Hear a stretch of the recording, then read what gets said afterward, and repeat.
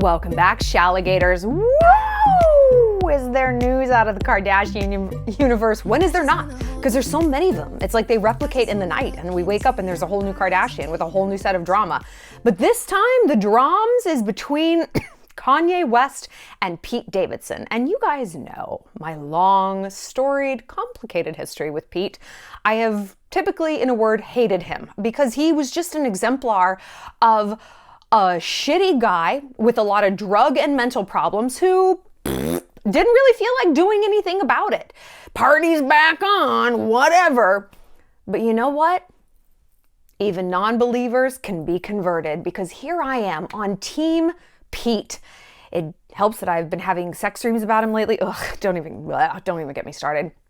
But look, in the showdown between Kanye West, who I believe is a potentially extremely dangerous individual, we'll break down why, and Pete Davidson, I mean, Jesus, talk about a no-win situation.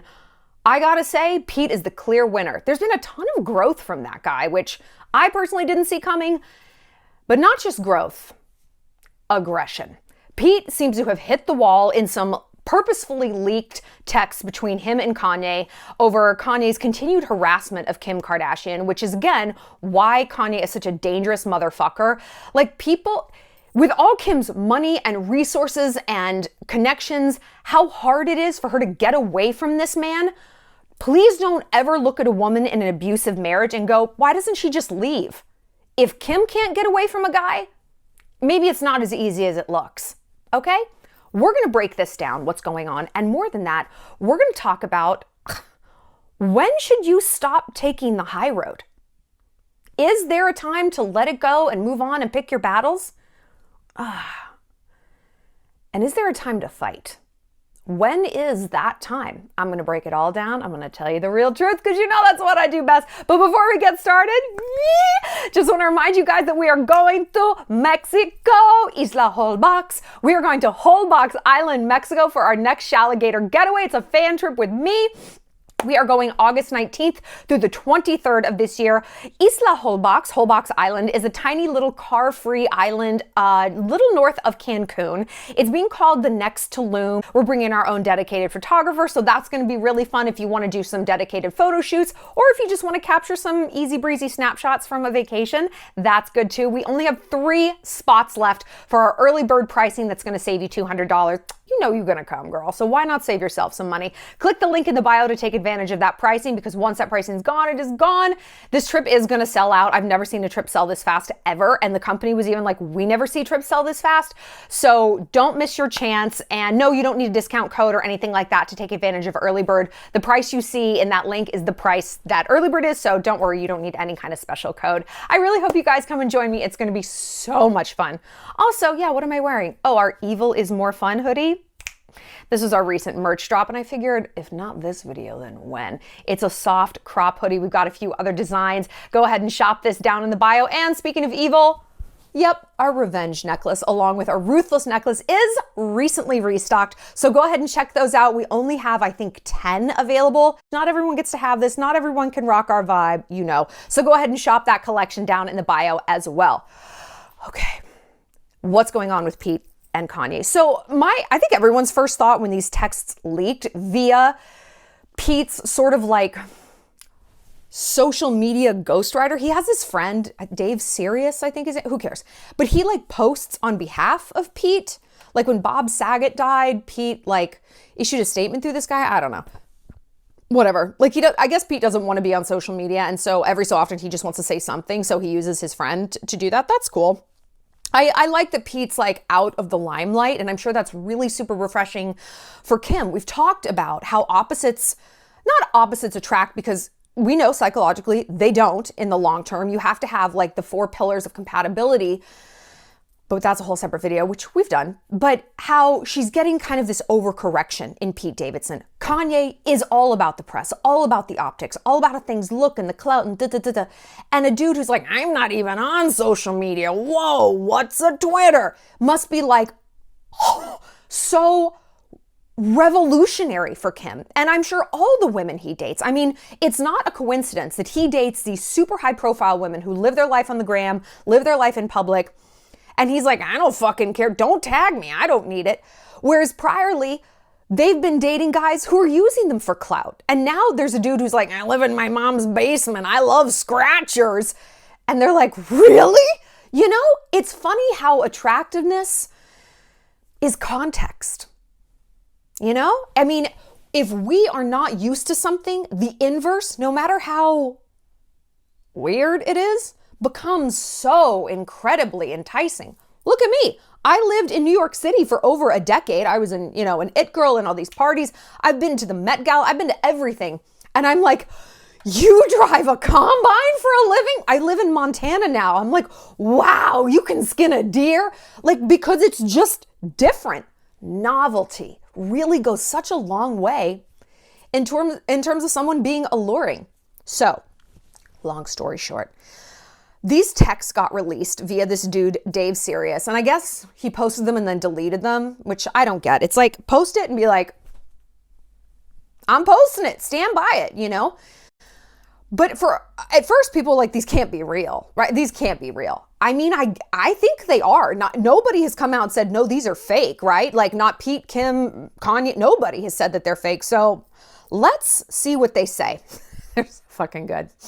Okay, so Pete starts off, yo, it's Skeet, because that's what Kanye calls him. I think Kanye thinks this is like a hilarious pun, like, yo, it's Pete, but like Skeet, because that's like a guy jizzes on a girl.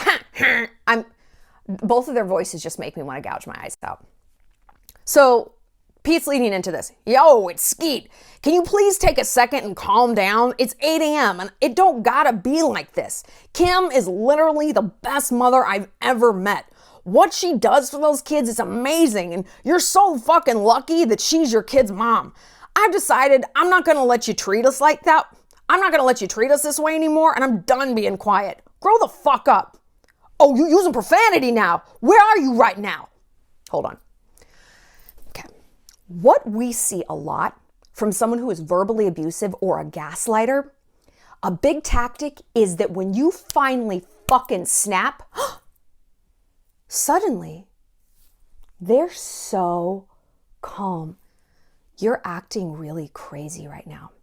I had someone who was on my college improv team, Stephen Yost, hi, basically start stalking me and sending me completely unhinged messages. I'm going to shove a cupcake up your ass, like bizarre things that at first I was like, ha, like, because we like kind of knew each other. I mean, not really. We were like on the same improv team, but we weren't friends. And then they got like more and more demented. And finally I was like, if you say one more fucking word to me, I'm going to send one of my best guy friends who is literally a Hell's Angel. And he is. And believe me, he looks like it. I'm going to send him to your door at blah, blah, blah, blah, blah. I knew his address because Hell's Angels can find that thing. They can find that out pretty easily. And he's going to beat the living shit out of you. He's going to break your fucking jaw. Got it? Enough. And he's like, wow, Shallon, you sound a little bit, maybe like you're going through something. Suddenly, he was a bastion of poise and logic, and it makes you even angrier because you're like, don't tell me that I have been misinterpreting these demented things you've been saying. Don't fucking tell me that. And that's exactly what Kanye's doing right here. Like, oh, are you using profanity now? I find that offensive because I'm the king of poise and decorum. You made music videos cutting Pete Davidson's effigy's head off. Like, you are so immature. But this is the gaslighter playbook, right? Where are you right now? Huh? And Pete, in bed with your wife, sends a shirtless selfie in those like frette sheets, right? You don't scare me, bro. Your actions are so pussy and embarrassing. It's so sad to watch you ruin your legacy on the daily. You know that got Kanye. You know that got him. You're more than welcome to come to Sunday service. Why don't we meet after Sunday service and Saints game? I'll be at the BHH and we can have food and talk it out in my room, privately, one-on-one, man-to-man. What you are doing to your family is dangerous and going to scar them for life. Please handle these matters privately, bro. I beg you. You want to see me? Come to Sunday service. You love it. Should I like start my own show where I just impersonate very poorly celebrities? Okay. This isn't public, dude. I'm not here for pictures and press, which is obviously all you care about. My offer stands. I wish you'd man up for once in your life. Let me help you, man. I struggle with mental stuff too. It's not an easy journey. You don't have to feel this way anymore. There's no shame in having a little help. You'd be so happy and at peace. You have no idea how nice I've been to you despite your actions towards me. I've stopped SNL from talking about you or making fun of you, which they wanted to do for months. I've stopped stand-up comedians from doing bits about you because I don't want the father of my girl's kids to look bad out there. I have your back even though you treat me like shit because I want everything to be smooth. But if you continue to press me like you have for the past 6 months, I'm going to have to stop being nice. I'm going to have to go down to Dunkin' Donuts, round up Cooley, Dennis, Lil Fizz, Tiny Pump, Angry Jay. We're all going to have to come.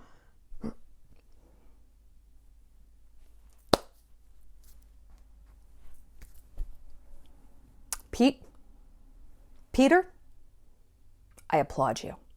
This is great.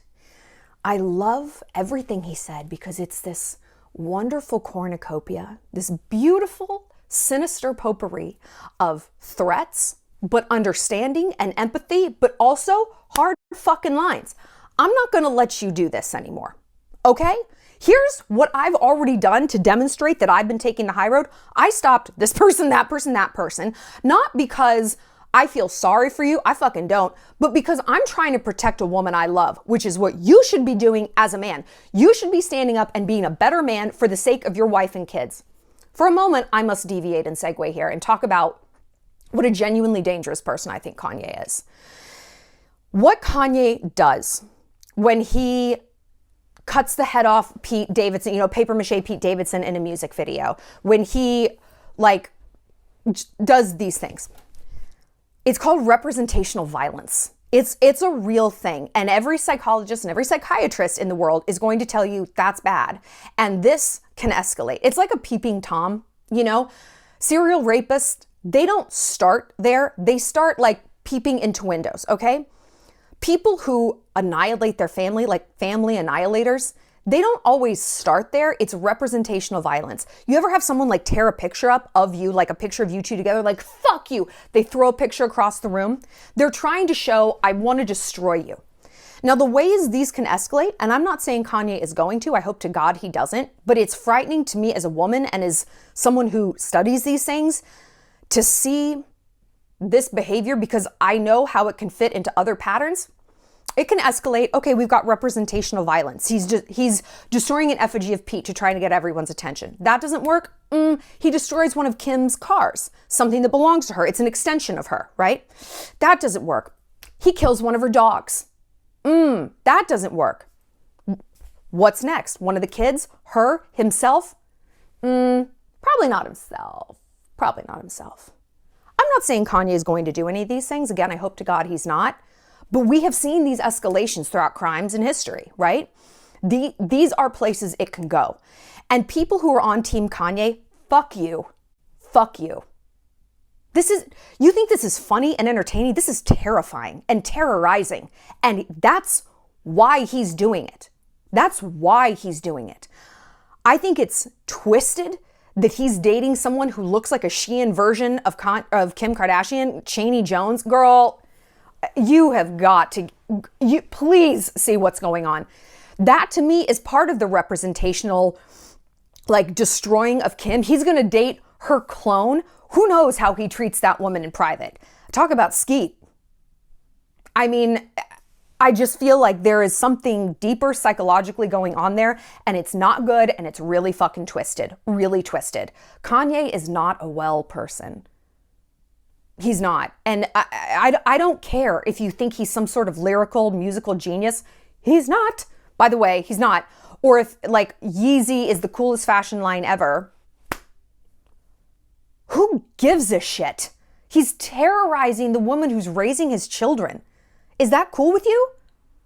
I don't know, dude. I don't know. I don't know what that says about...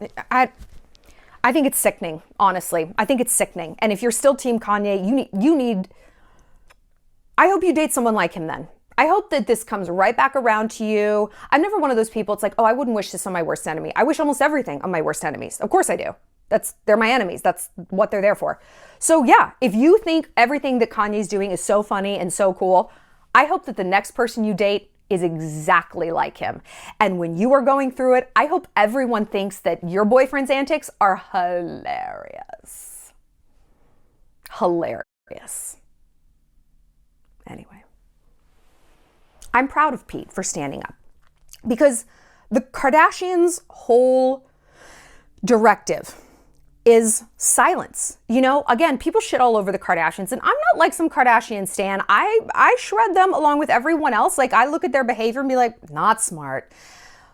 But we cannot deny how many things people say about them and how silent they are, how many things they let go. They really do. It's unimaginable how many things they let go. And for them to stand up and be like, enough. Boundaries have been crossed. And I'm sure that that was kind of like something Kim told Pete, like, hey, our family party line is we don't comment on things. But I would imagine Kim is older. You know, she's an adult and she respects Pete, I'm sure, as an autonomous adult. And it's like, you're your own person. Like, you can deal with this how you deal with this. And I think she probably gained a lot of clarity and data about Pete watching how he's dealt with this. And I'm sure it made her fall even more in love with him, which is so funny. It's so ironic, you know, like Kanye just wants to break them up. It's like all you've done is drive them closer together. And this is such a lesson for all of us. Like, if we have an ex who's dating someone new and we go after that new chick, I don't know if we think a guy's like, oh, you terrorizing my new girlfriend really makes me realize how much I miss you. You're such an exemplar of sanity and dignity. I love you. No, it just drives those two people closer. Okay? So that's all that Kanye has managed to achieve, because Kim has gotten to witness how Pete has handled this, moving in the shadows, trying to protect Kanye, his enemy, the man who has done nothing but attack him, protect him from himself, and therefore protect Kim's children. Masterfully played, Pete. Masterfully played. This is why I've changed my assessment of him.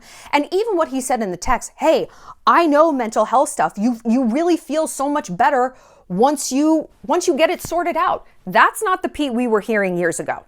Not at all. It was the opposite. I'm out of rehab, party's back on. I will never fucking forget that. Party's back on. And I'm like, this motherfucker's not taking anything seriously. He's not taking anything seriously, you know? So no, I don't think it's a healthy person that anyone should be dating.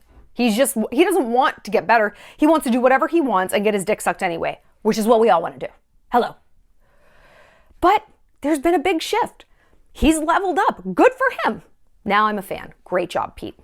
I know it was keeping you up at night, not having my approval. I know that. Am I not merciful? Am I not merciful? But let's talk about mercy. It's not my strong suit. I'm actually not merciful at all. At all. When I display mercy, it's never that. It's strategy. You know, if there's someone I don't go after, it's certainly not because I ever feel sorry for them. You know my motto. I don't start something, but I'll finish it. I never pick fights. But if you come after me and you come to my house looking for trouble, you will motherfucking find it. Okay? And if I don't destroy somebody, it's not because I feel sorry for them at all. It's because it's part of a larger strategy, you know? And I wonder if the Kardashians are like that. I mean, I'm sure that there's like some of them in the family who are like, oh, I feel sorry for all these trolls and haters. I don't think Kris Jenner is that person. I think she's like, no, you can't go after everyone. It's going to be corrosive to our brand to do that. So we really have to pick our battles. The thing with the phrase, pick your battles, pick. That phrase is not meant to mean don't pick any of them. Don't fight any battles. Capitulate, lay down your swords all the time. No. And yet that's how a lot of people like to use it against us. Girl, you have to pick your battles. Now at this point in my life, I am a person who operates purely by strategy. You know, I am much less reactive than I used to be. And I'll tell you how I got there. We're going to get there. But my response when people say that, when I'm like, okay, I'm doing this, I'm taking this legal action, I'm going after this, you need to pick your battles. You know what I say? I have. People, and I know that this is true for you too, because this is true for all of us. People can't understand, of course, how many things we let go. They don't know. They don't live our life 24/7. They don't know the microaggressions, the insults, the trespasses. They don't know. They're not supposed to know. They're living their own life. We got to, tend to our own. They don't have that data, but we do. And so we therefore cannot look for permission from the outside about when to advance and when to stay our hand. It's nobody else's decision because nobody else has the data about how many aggressions come against us. Okay? That's the first thing to know. That's the good news and the bad news, is that we get to decide, but we have to decide. We can't outsource these decisions. We cannot outsource the decision about when to take action in our life and when to let it go. How can we make that decision? How do we know when to stop taking the high road? Okay, so there's a few things that you're going to do. The very first thing you want to do is get real clear on what the high road actually is. I actually did a video like a month and a half ago before Valentine's Day, and I couldn't put it up because the sound was so corrupted and it was unfixable. And you know how like when you were like write a term paper and the computer eats it and you're like, I know that the right answer is to immediately start over and redo it, but you're like, I can't even think about it. You're just distraught. That's the way it was. I couldn't even redo it. But it was literally this, like how to know when to stop taking the high road, because Khloe Kardashian had come out, or a source, it was after Tristan, turns out he had a baby, bag of shit, with that chick who, whatever. Anyway, it was a source like, she's not commenting, she likes to take the high road, blah, blah, blah. It's like, girl, stop acting like you not commenting on Tristan is the high road. It's not. I must reference a quote from Gandhi. It is better to do violence if there is violence in your heart than to put on the mask of nonviolence as a cover for impotence. Gandhi said that. Do violence if there's violence in your heart. Don't pretend to be nonviolence if you're actually just a pussy. Gandhi was also a psychopath and a child molester. That's a whole separate video. Mother Teresa was also a psychopath. Scratch the surface on that woman. Psychopath. And I mean this, like I've read many books on psychopaths. All of them reference both of these people. Both of them. Anyway, I digress. Fascinating. But psychopaths have some pretty good ideas sometimes. Anyway, I love that quote. Do violence if there's violence in your heart. Stop pretending you're taking the high road if you're actually just a coward.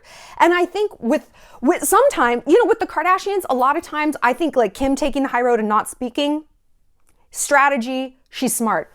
Khloe, it's like you're not speaking about Tristan because girl, like we look at your history and the reason you're not like coming out and being like, fuck him, it's because you're gonna take him back. It's not the high road, it's the low road. So silence doesn't always mean you're taking the high road. Silence can sometimes mean,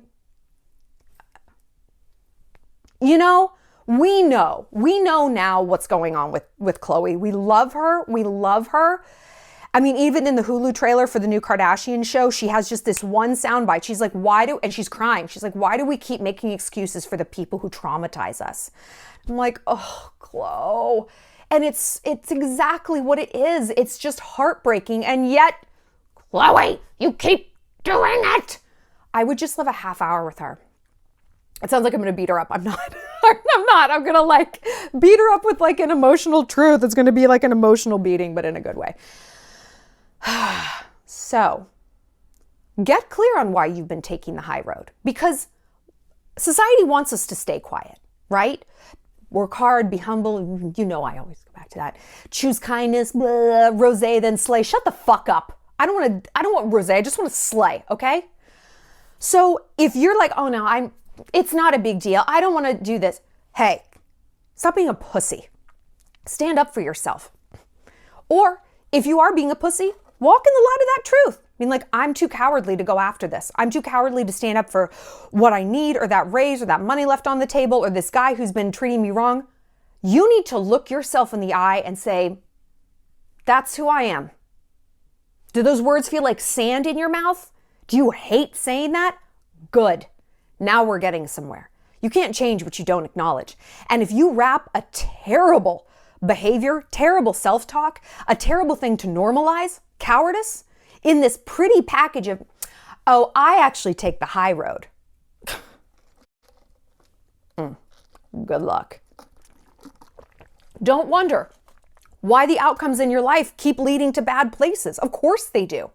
And don't wonder why you're so upset all the time. You're telling yourself that I'm doing this really good thing, so why do I feel so bad? One of these things has to change. Stop telling yourself it's a really good thing. Oh, I'm doing a really bad thing, so of course I feel really bad. You're removing the cognitive dissonance, and now you can start to solve it. All right? And I did this for a long time. Oh no, I'm just, it doesn't matter. I don't want to rock the boat. I'm taking the high road. I'm taking that horse shit. I was a coward. I despise cowards. My father was a coward. I despise them. And I would rather be overly aggressive. I would rather be braggadocious. I'd rather be a douche than a victim and a coward. I cannot abide them. I can't. But like I said, strategy is everything. So once you know, okay, sometimes I've taken the high road genuinely because strategically that was absolutely the right thing to do. Great. And it is. It really is so much of the time. I promise you. Being aggressive and popping off, it's like suicide. You can always do it tomorrow. But once you do it, there's kind of no going back. So this brings us into the second thing you're going to do. The war map. The war map. The war map is a bellicose name for basically boundary setting. I get into a lot of tangles, given this job. And I remember starting to do this in like 1999 when someone was stalking me. And I just didn't know what to do. I felt like I was in a constant state of reactivity. And my friend was like, I want you to come to Texas. Hi, Joan, if you're watching. She's like, and we're going to strategize this out. You got to get out in front of this thing. I want you to come out here for a week. You're going to hide. Don't tell anyone where you're going. We're going to get out in front of this. And we did. We made we had a huge, big thing of paper taped up on her wall. We got wasted. It was an if then kind of thing. If she does X, my response is Y. And for a lot of those things, my response would be nothing. My response would be nothing. Of course, all of these things are going to annoy you. Everything that she might do, of course, it's going to hurt you. Of course, it's going to make you mad. Of course. But we're going to pick our battles. And that doesn't mean nothing. But we're going to pick. We're going to rank our war priorities, our warorities, if you will. And she's like, what are your lines in the sand? What are they? What matters the most? And I said, my safety. My safety matters the most. I cannot be looking over my shoulder thinking someone is going to come to kill me, which is what she said she was going to do. She's like, okay. What else matters to you? I said, my business. I can't have someone costing me money. She's like, okay. She's like, that's all you get for right now. Those two. I'm like, but. She's like, nope. You get two. Okay. Everything else, she leaves a mean comment. Okay, our reaction's not going to be nothing. It's going to be block and delete. Well, what if she makes a new account? Go back to the war map. If she leaves a mean comment, block and delete. We're going to do that as many times as we have to. That's our response. That's set in stone. That's what we do. Okay? We're not saying it's not going to annoy us, but that's what we do. If she reaches out to a brand, then what? We sat and we decided what the response was. Is it, we're going to call my lawyer? Is it, we're going to send her a cease and desist? Is it, I'm going to show up on her doorstep with a fucking blowtorch? We came up with a cause and effect analysis. We came up with an if-then map. And what we were doing was feeling all the feelings right up front. It was like this intensive journey of pain and fear. It was not fun. It was like a hyper-focused, distilled, concentrated ball of blech, of shittiness. But the reason we did that is to get it all out, to front load those feelings, to no longer be reactive. Oh my God, she left this mean comment. Oh my God, she reached out to brand. Oh my God. Blah, blah, blah, blah. Now, I've already felt those feelings. What I feel when she does it, it's not like, It's, okay, so she decided to do that. I'm still annoyed. I'm never going to not notice it. It's never going to not bother me. But I've already processed that. I did that weeks ago in Texas, okay? The place you go to plan a war. Trust me on that. And so now I'm thinking so much more neutrally. I've got a cool head about this. I'm still annoyed. That's all right. I'm feeling my feelings. I'm not telling myself I can't, but I'm getting that map out. And when I feel myself like, no, I don't know, I got to do all these things, I go to the map. The map is essentially a contract with myself for future behavior. The map is a contract. And so I say, no, we already decided what this outcome is. We decided as a group, we decided in a place of better neutrality, because when we decided those things, these offenses, these attacks were still just imaginary, and thus they were easier to deal with. We can compartmentalize them and digest them better, right? Because they weren't here. It wasn't in real time. It wasn't actually happening. And now that it is, I can say, you know what? I trust who I was 3 weeks ago when I made these decisions. I had data. I had neutral points. I wasn't reactive. Now I'm proactive. And now I'm dangerous. Now, she actually doesn't have an advantage on me. I have the advantage. And more than that, I've picked my battles. And so when people look at me and they're like, oh, Shallon, don't you think it's extreme to get a lawyer? I say, excuse me. I've got a map. I know where I'm going. I know which place takes me to the wrong path, and I know which place takes me to the right one. You are able to explain yourself better if need be, and therefore, you're a more warm-blooded animal. You don't need everyone to agree. Well, do you think I should clap back? What do you think I should do? You've already decided. And so if someone's like, I don't think you should do that, you can say, I understand that, but with respect, I've already thought about this. I've already made my lines in the sand. Please don't decide my boundaries for me, okay?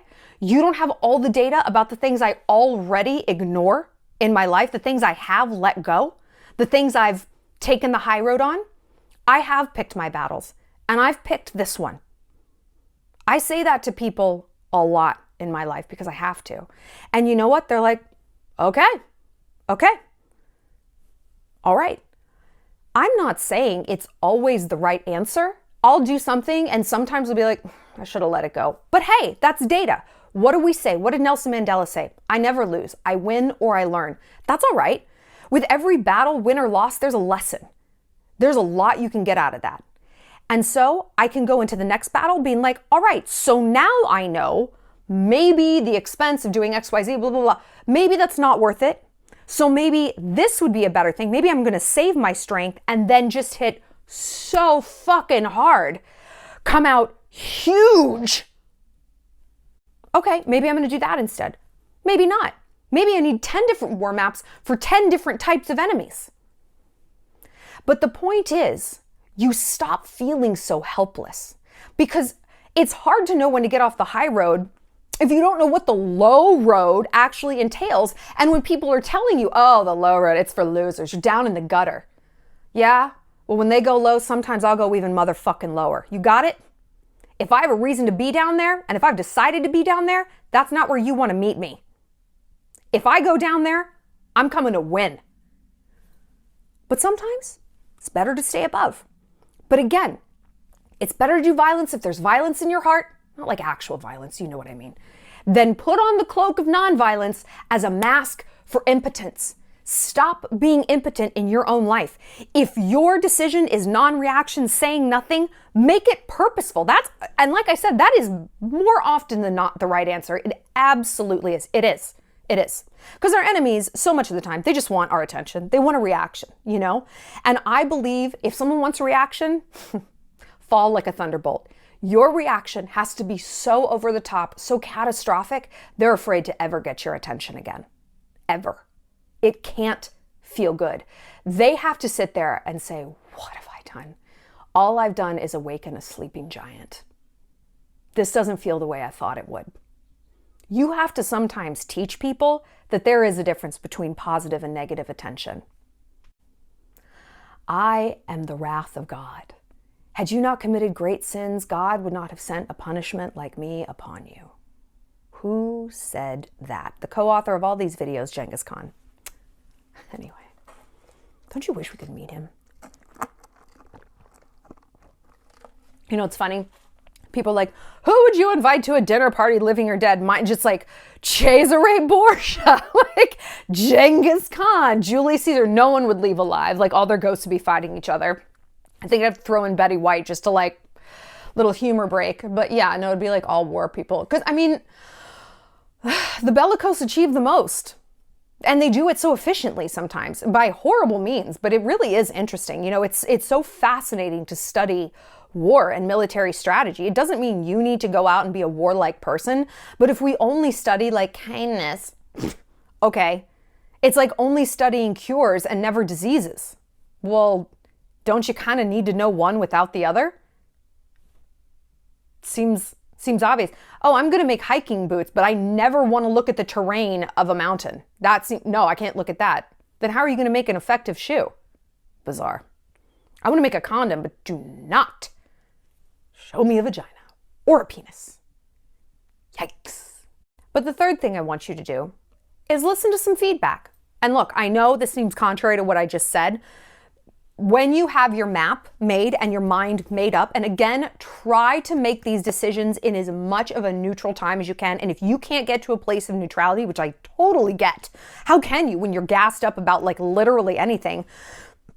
Find a neutral friend. Someone who is not like, choose kindness, but who isn't also like a demented warlord like I am. Someone who's in the middle, who's like, okay, let's talk about the possible outcomes, blah, blah, blah. Recruit someone in to help you with this and say, I'm really struggling and I don't know what to do and I don't want to make the wrong step, appeal to their vanity. You are a really wise person and here, help me do this. I'll buy you dinner. We're going to sit and eat some curry. It's going to be delicious. I'm having curry tonight, actually. I'm so hyped for it. Love a curry. And we're going to figure this out. So what I mean is, I want you, if people are giving you feedback, if you're hearing from many people, don't do this. Don't post his nudes on Instagram. Don't post his nudes on Instagram. I want you to take your ego out of the equation, okay? Because everything's data. And say, don't ask them, be like, oh, why? Come to them from a neutral place. If you can't feel neutral about the situation that's happening, that's causing this, try to feel neutral about what your friend is saying and say, okay, what will help me hear what you're saying is if you can tell me what you're worried about in terms of outcomes for me. Like, how do you think this could negatively impact me if I post his wiener pictures on my Instagram and tag all his professors? How do you think? They're probably going to have answers, you know? And look, it's data if they don't, because I've had people who, you know, when I've gone to war with someone, they're like, oh, don't do that. Don't do that. My mom is just, she's like an angel on earth. She's just the sweetest person. And I love her and I love her advice, but she's also not ever run her own business, especially like an internet business where people are demented and insane and horrifying, right? And so she just doesn't get it, but she gets me. And so sometimes I'm like, okay, tell me why you don't think I should do this. And it always goes back to her. She's like, it's just going to stress you out more. It just keeps you tied to this really toxic situation, this toxic person, this troll, this whatever it is. And I'm like, I hear you. And I get that. I do. But for me, like in this situation that I've chosen, it hurts me more not to stand up for myself because there's 10,000 times I did let it go that I don't tell you about because why would I? I don't want to stress you out. You know, you can't walk a mile in my shoes. I get that. All I can ask is that you trust that I do let a million things go and that this has breached my boundaries. And so it is important for us to have those boundaries, you know, because when we have them, I don't tolerate someone coming after my family. I don't tolerate someone coming after my money, right? I can tolerate someone calling me fat or stupid or racist because I'm none of these things. So it's like, I'm not going to waste my time going after you. I could give a shit, you know, whatever, dude. Like if that's how you want to spend your day, go eat some fruit, get outside, man, whatever. I don't care. You cross these other lines, you've crossed a line. And now it's like a tripwire in the jungle. Now you've activated something. Now something's coming for you. But because I have taken the time to construct those boundaries, I can communicate them to other people. And I say exactly what I just told you. I've said it to my mom. Like, people can say X, Y, Z. I don't love it. I'm never going to love it, but I know how to let it go at this point because it's part of a strategy and I have pre-decided to let those things go. I've pre-decided my response. I have also pre-decided my response to things that cost me money and cost me peace of mind and safety. Those are not things I am willing to let go. No. So let's dance. She's never going to like to hear that, but it's going to make more sense to her. And she's going to be like, okay, you seem informed at least about your decisions, you know? And so sometimes that's all we can give people who are like, ugh, don't do that. It's like, no, this is an informed decision. So if it's like, yeah, I'm going to post his wiener pics on Instagram, your friends are probably going to have some logical responses. Again, take a beat, try to get to that neutrality. There is plenty of time. This is what I've learned about war. It really isn't as exigent of a circumstance as we think it is. You know, when we're like reactive, we feel that way in the moment. Like I literally will go blind from anger. Does this happen to you? Like blind rage? Like my body temperature will heat up so much, like my vision goes so blurry, I really can't see at all. Like it's just this dark tunnel vision and it's just pinpricks. I'm sure that happens to you guys. It's horrible. It's like I feel my brain cooking and afterwards I'm exhausted, like I have to take a nap. I guess, is that what a panic attack feels like? Ugh. It's like an anger attack. And I've learned that's not when I do something. That's not when I react. That's not when I speak.